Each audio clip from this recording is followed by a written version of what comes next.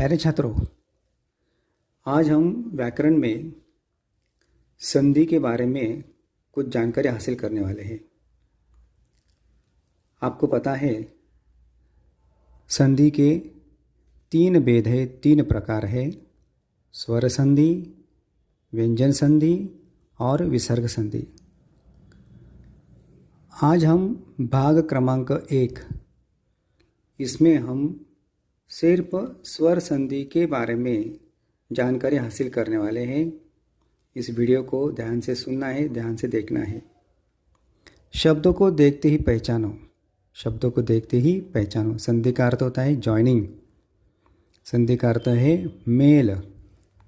उदाहरण के तौर पर भोजन अधिक आलय, भोजनालय। इसमें 2 शब्द आए हैं, भोजन और आलय। भोजन न, इसमें न अधिक अ।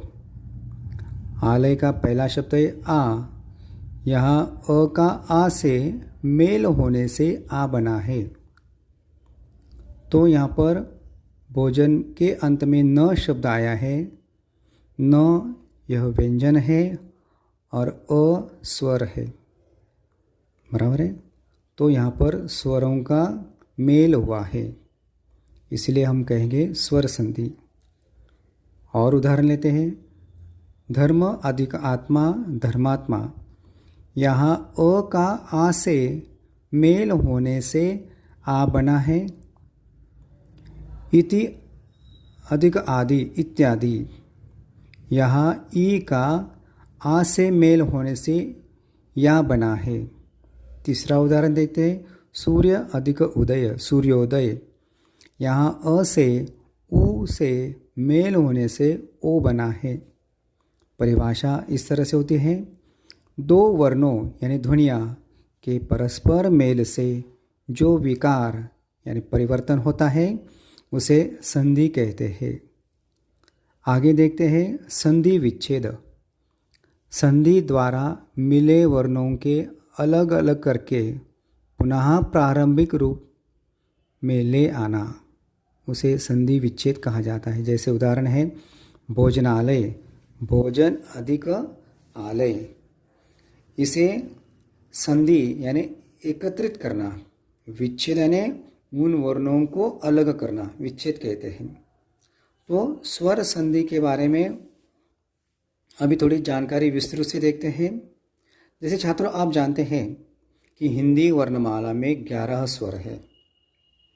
इन्हीं 11 स्वरों से कोई 2 स्वर परस्पर मिलकर जब विकार लाते हैं तो स्वर संधि होती है। यानी स्वर का स्वर से मेल होना। जैसे धर्म अधिक आत्मा, धर्मात्मा। यहाँ धर्म में अ और आत्मा में आ, ये 2 स्वर मिले हुए हैं, वह स्वर संधि हो जाती है। इसके और उदाहरण आपको भेजे हैं, उसे भी आपको गौर से देखना है। इसकी परिभाषा है, स्वरों के परस्पर मेल से जो परिवर्तन होता है उसे स्वर संधि कहते हैं। तो छात्रों, आज हम सिर्फ स्वर संधि के बारे में जानकारी हासिल कर रहे हैं। स्वर संधि के और कुछ उपभेद भी हैं जो आपको आपकी जानकारी के लिए इमेज द्वारा मैं आपको भेज रहा हूँ। जैसे स्वर संधि के भेद है, पहला है दीर्घ संधि, दूसरा है गुण संधि, तीसरा है वृद्धि संधि, चौथा है यन संधि और 5वां है अयादि संधि। इन 5 भेद को हमने आपको भेजा है। यह पढ़कर आपको अपनी नोटबुक में उसको लिखना है। इसमें अंत में एक संधि आया हुआ है, अयादि संधि। इसका उपयोग हिंदी में नहीं होता है, संस्कृत शब्दों की रचना के लिए ही उसको प्रयुक्त होता है, उसको वहाँ पर इस्तेमाल किया जाता है। तो ये प्यारे छात्रों, यह हो गया भाग क्रमांक 1 स्वर संधि। आगे की वीडियो में हम आपको बताएंगे व्यंजन संधि। तब तक के लिए धन्यवाद।